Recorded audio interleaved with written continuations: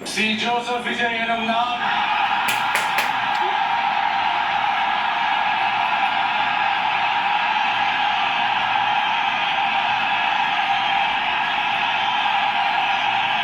சட்டப்படி அமைக்கப்பெற்ற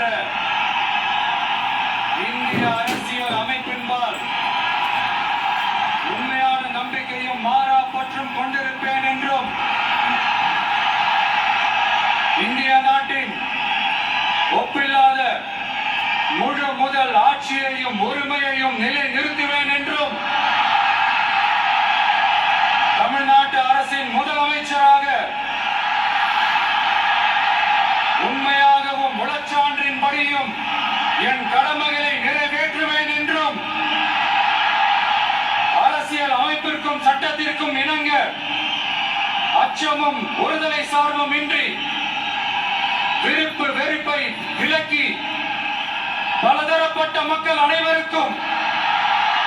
நேர்மையானதை செய்வேன் என்றும் ஆண்டவன் மீது ஆணையிட்டு உறுதிமொழிகிறேன்.